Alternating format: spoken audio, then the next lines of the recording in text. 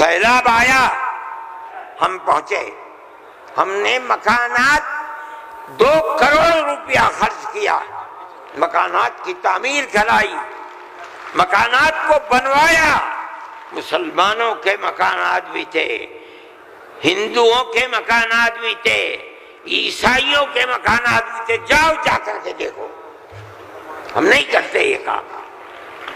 بنگال کے اندر سیلاب آیا، لاکھوں آدمی اجڑ گئے، ہم نے وہاں کیمپ لگائے، ایک ایک کیمپ میں 2700 صبح 2700 دوپہر میں کھانا کھاتے تھے، کوئی تمیز نہیں کون ہندو ہے کون مسلمان، جو مصیبت کا شکار ہے آئے ہمارے دسترخوان کے اوپر کھانا کھائے، یہ ہمارا کردار ہے۔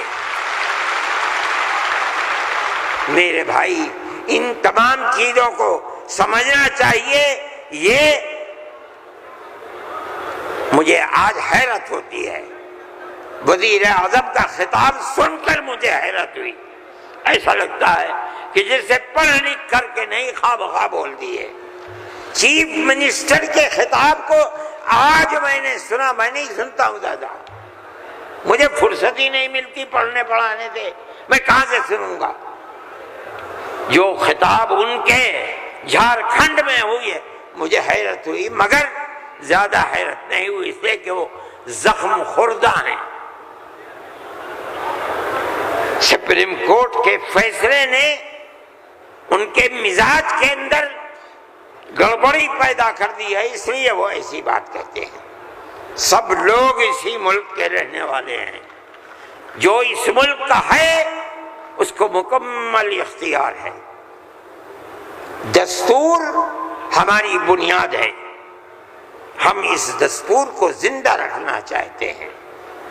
اگر کوئی اس دستور کے خلاف جائے گا، ہم کورٹ میں گئے، بار بار گئے، ہمیں سپریم کورٹ سے پورا حق ملا ہے، ہم اللہ کا شکر ادا کرتے ہیں۔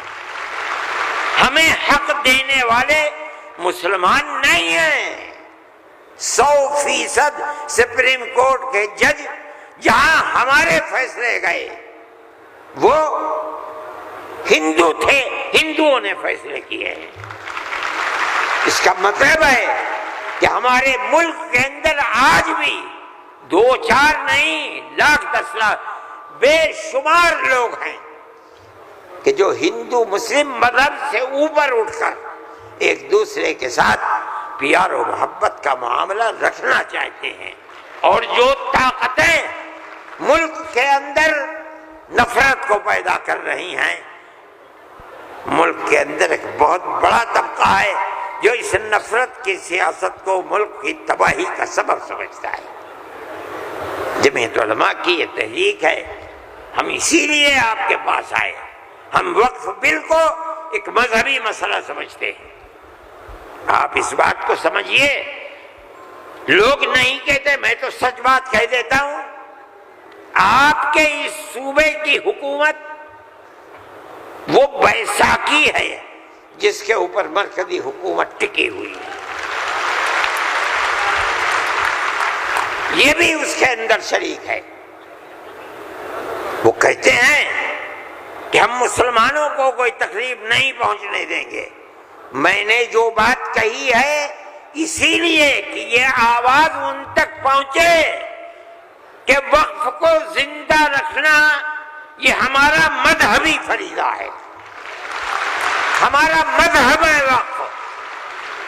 اگر آپ اس کی تائید کریں گے تو مسلمان خود فیصلہ کرے کہ آپ کی گورنمنٹ آپ کے مذہب کو زندہ رکھنا چاہتی ہے یا آگ لگانا چاہتی ہے۔ جمعیت علماء ہند زندہ باد، مولانا ارشد مدنی، نعرہ تکبیر، اللہ اکبر، ارشد مدنی قدم بڑھاؤ، تمہارے ساتھ ہیں، جمعیت علماء ہند۔ زندہ باد۔ میرے بھائی، تیسرا مسئلہ مدرسوں کا مسئلہ ہے۔ مدرسے 2 طرح کے ہیں، ایک وہ مدرسے ہیں جو گورنمنٹ سے امداد لیتے ہیں، ایک وہ مدرسے ہیں جو گورنمنٹ سے 1 پیسہ بھی نہیں لیتے۔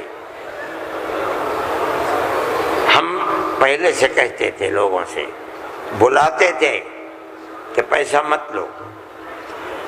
یہ ہو نہیں سکتا کہ گورنمنٹ دے اور تم سے لینا، یہ نہیں ہو سکتا۔ آج سے تقریباً 15-20 سال پہلے دلی کے اندر ایک میٹنگ بلائی، بہار کے لوگ بھی اس وقت گورنمنٹ میں تھے، یہ بھی تھے، اور وہ یہ تھی کہ مدرسے والوں کو ہم پیسہ دیں گے۔ سب نے منع کر دیا کہ ہم نہیں جائیں گے۔ میں نے یہ سوچا کہ مجھے جانا چاہیے، چنانچہ میں چلا گیا وہاں۔ انہوں نے مجھے اسٹیج پر بلا لیا، اس کے اندر بڑے بڑے وزراء بیٹھے ہوئے تھے، ارجن سنگھ بھی تھے اور دوسرے لوگ تھے۔ وہاں تقریر کرنے والوں نے تقریر کی مدرسوں کے خلاف، میں خاموش بیٹھا رہا۔ اس کے بعد مجھ کو کہا کہ آپ بولیں۔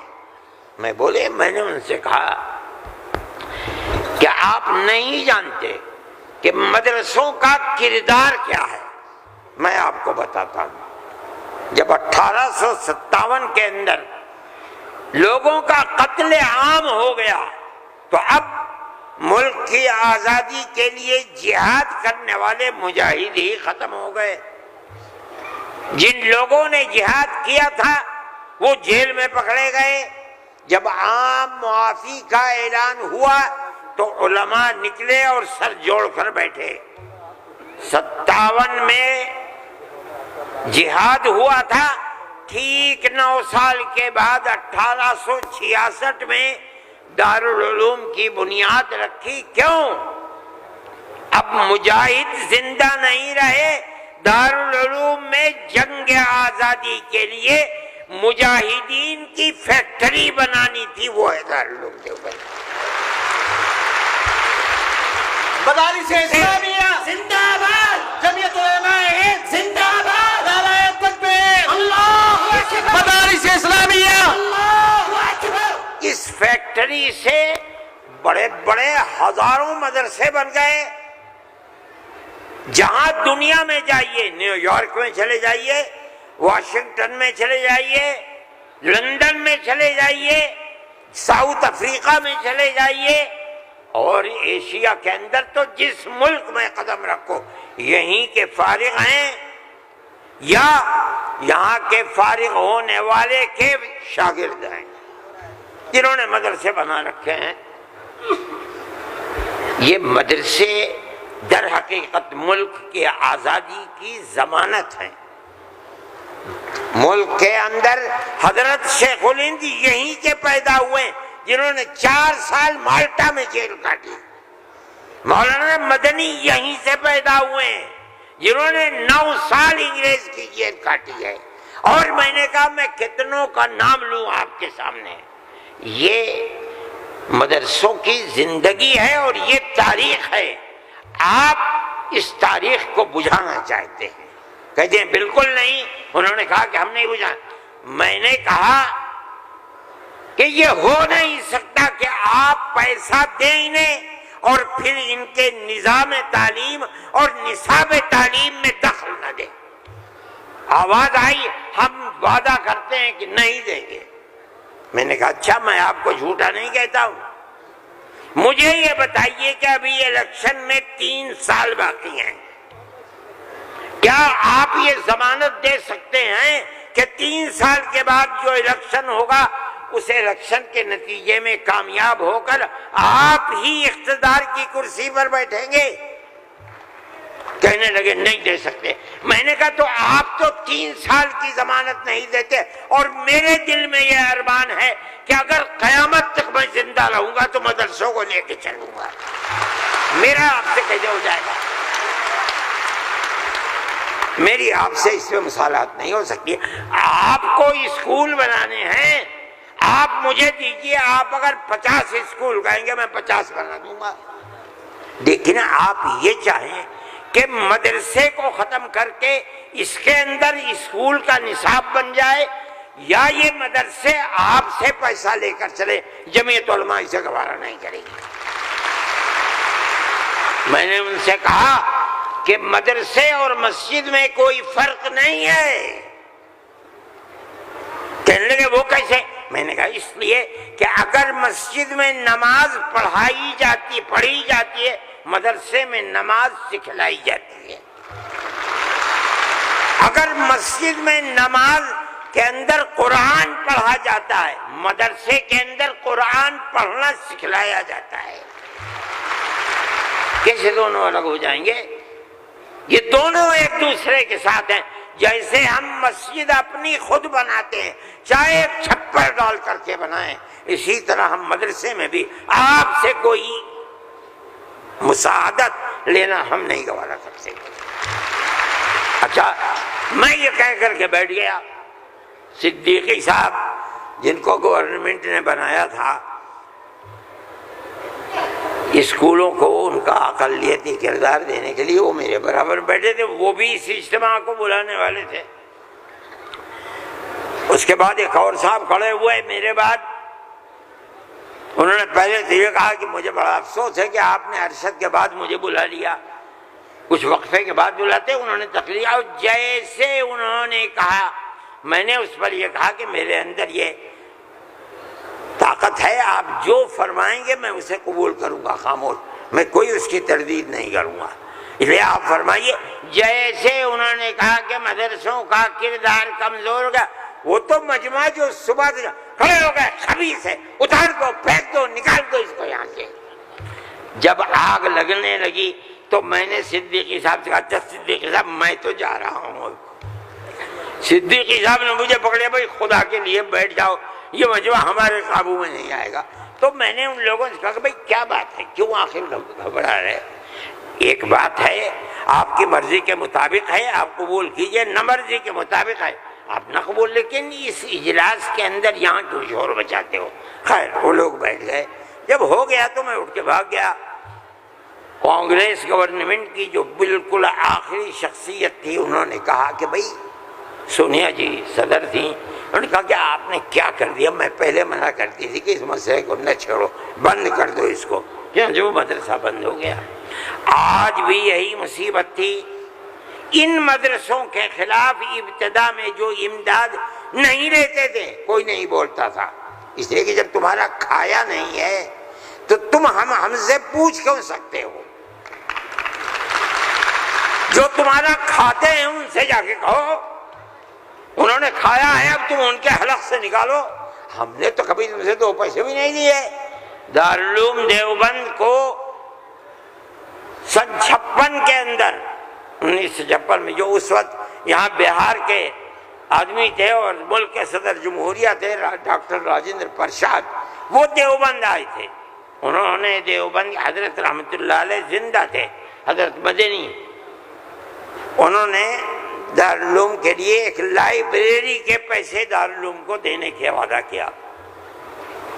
جب وہ چلے گئے، اب شکریہ ادا کیا ان کا بہت، جب وہ چلے گئے تو ان کو خط لکھ کر بھیج دیا گیا کہ دارالعلوم دیوبند کے بنانے والوں کا یہ حکم ہے، یہ اصول ہے کہ کسی بھی مسلم یا غیر مسلم حکومت سے کبھی کوئی مدد نہیں لی جائے گی، اس لیے ہم آپ کا شکریہ کے ساتھ واپس کرتے ہیں بچہ۔ آج تک حکومتوں پر حکومتیں بدل گئیں، انگریز گورنمنٹ، پھر اس کے بعد ہندوستان کی، مگر اس کے اندر کوئی فرق نہیں پڑا ہے۔ لیکن اس کے بعد جنہوں نے لیا تھا گورنمنٹ سے، پھر اس کے بعد ان مدرسوں کے اندر بھی ہاتھ ڈالنا شروع کر دیا۔ جمعیت علماء اس سلسلے کے اندر کورٹ میں گئی، اگرچہ ان مدارس کے سلسلے میں کوئی فیصلہ ابھی تک نہیں آیا، لیکن ہم یہ سمجھتے ہیں کہ قانونی اور دستوری اعتبار سے جو گورنمنٹ سے کوئی چیز نہیں لیتے، پہلے لیا جاتا تھا چھٹیوں کے اندر گورنمنٹ سے، وہ قانون تھا کہ جو ٹکٹ طلبہ لے کے گھر جاتے تھے کنسیشن، اس میں پیسہ کم ہو جاتا تھا۔ جب گورنمنٹ کی نظریں بدلنی شروع ہوئیں دارالعلوم نے بند کر دیا، اس کو ہم نہیں لیتے۔ یہ بات ہم نے کہی، یہ اللہ کا بڑا احسان ہے کہ جو تبصرہ آیا، ابھی تک فیصلہ نہیں آیا، وہ تبصرہ بھی حق کے اندر ہے۔ انشاءاللہ جب گورنمنٹ سے کوئی تعلق ہی نہیں ہے اور دستور کی دفعات 25 اور 26 اقلیت کو یہ حق دیتی ہے کہ وہ اپنے اداروں کو قائم کر لے، کوئی رکاوٹ نہیں ہے، تو ہمارے مذہبی اداروں کے اوپر کیسے رکاوٹ ہو سکتی ہے؟ دستور کی یہ دفعات ہمارے لیے چین و سکون اور عزت و آبرو کے ساتھ ملک میں رہنے کا ہمیں حق دیتی ہے۔ ہم یہ سمجھتے ہیں کہ مستقبل کے اندر بھی انشاءاللہ ہم اپنے ان پروگراموں کے اندر کامیاب رہیں گے۔ میرے بھائی، فلسطین کا مسئلہ ہے، دیکھیے جب یہ مسئلہ ہوا اسی دن ہماری گورنمنٹ نے ایک بات کہی کہ یہ دہشت گردی ہے، فلسطینیوں نے حملہ کیا اسرائیل کے اوپر۔ میں نے کہا یہ بھی گورنمنٹ جانتی نہیں ہے۔ جب میں نے اگلے ہی دن بیان دیا کہ یہ غلط ہے، اسرائیل کو بنانے والوں نے بنایا تھا، بیت المقدس اسرائیل سے باہر تھا، فلسطین آزاد تھا۔ اسرائیل نے امریکہ کی مدد سے اور یورپ کی مدد سے بیت المقدس کو، فلسطین کو، تمام فلسطین کے اوپر زبردستی حملہ کر کے فلسطینیوں کو غلام بنایا اور اپنے اندر داخل کر لیا۔ پھر یہی نہیں، 2-4 سال کے بعد حملہ کیا شام کے اوپر، اور گولان کی جو پہاڑیاں تھیں ان کو اپنے قبضے میں لے لیا۔ جب اسرائیل بنا، نہ فلسطین، نہ بیت المقدس، نہ گولان کی پہاڑیاں، کوئی چیز فلسطین میں نہیں تھی۔ اب فلسطینی اٹھے اپنی آزادی کے لیے۔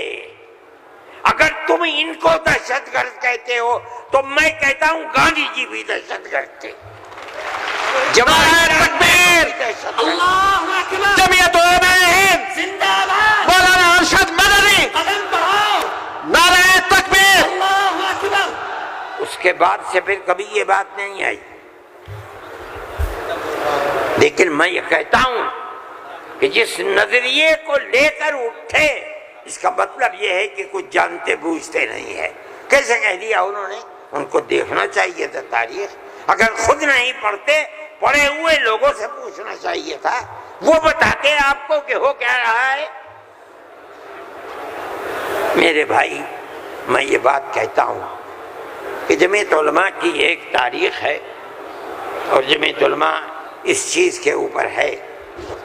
ہمارا اس وقت کا مسئلہ صرف ایک ہی مسئلہ نہیں، بہت مسائل ہے، لیکن وقف ترمیمی بل کا مسئلہ بھی یہی ہے۔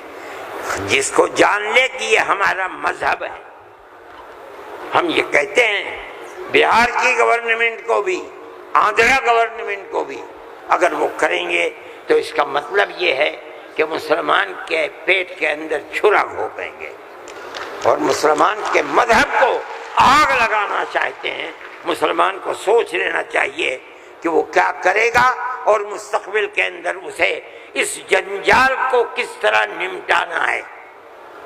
ہم ایک بات کہہ رہے ہیں اور ہمیں یہ کہنے کا حق ہے، اس لیے کہ دستور کے خلاف ہے۔ دستور نے ہمیں مذہبی آزادی دی ہے۔ آپ وقف کو مذہب نہیں سمجھتے، لیکن اس لیے نہیں سمجھتے کہ نہ آپ قرآن کو جانتے ہیں، نہ آپ حدیث کو جانتے ہیں۔ حضرت عمر رضی اللہ تعالی عنہ نے اپنا ایک باغ وقف کرنے کی نبی کریم علیہ السلام سے اجازت چاہیے، جو خیبر میں تھا۔ آپ نے فرمایا میری رائے یہ ہے کہ تم باغ کو وقف مت کرو، بلکہ باغ کی کھجوروں کو وقف کر دو فقراء اور مساکین کے لیے، اس لیے کہ باغ تمہارا رہے گا، باغ اس کا محتاج ہے کہ تم اس کی دیکھ بھال کرو۔ وقف کر دو گے کوئی دیکھ بھال نہیں کرے گا۔ باغ تمہارا ہے، تم اس کی دیکھ بھال کرو، جو پھل اس کے اوپر آئے گا وہ فقیروں کو اور محتاجوں کو تقسیم کر دو۔ انہوں نے ایسے ہی کر دیا۔ میرے بھائی، وقف 1400 سال سے چلا آ رہا ہے۔ اللہ نے قرآن میں فرمایا ہے، رسول اللہ نے حدیث کے اندر فرمایا ہے، اور چونکہ یہ مجلس اس کی نہیں ہے ورنہ تو بے شمار اوقاف ہیں۔ خود نبی کریم علیہ السلام نے اپنی زندگی کے اندر وقف کیے ہیں۔ یہ ہمارا مذہب ہے، آپ کیوں اس کے اندر دخل دیتے ہیں؟ آپ یہ کہیں کہ دستور میں لکھا ہوا نہیں ہے، اس کا مطلب یہ ہے کہ آپ یہ نہیں مانتے کہ مسلمان کو آزادی ہے اپنے مذہب کی حفاظت کی۔ آپ یہ نہیں جانتے ایک ایک مذہب کی جزئیات کو دستور کے اندر جمع کرنا ممکن نہیں ہے۔ مذہب اسلام تو آدمی کے پیدا ہونے سے پہلے موت کے بعد تک قبر کے اندر جو صورتحال ہوتی ہے، اسلام اس سب کو اپنے احاطے میں لیے ہوئے۔ آپ کے دستور میں کتنی گنجائش ہوگی اس کی؟ یہ بات کہہ دیا کہ ہمیں اپنے مذہب پر چلنے اور اپنانے کا حق ہے، اسے زندہ رہنے کا حق ہے۔ ہم یہ بات کہہ رہے ہیں، ہم نہیں چاہتے کہ کوئی دوسرا اس کے اندر دخل اندازی کرے۔ میرے بھائی، میں نے یہ بات کہی اور میں نہیں سمجھتا ہوں کہ اس سے زائد مجھے کوئی بات کہنی چاہیے، اس لیے میں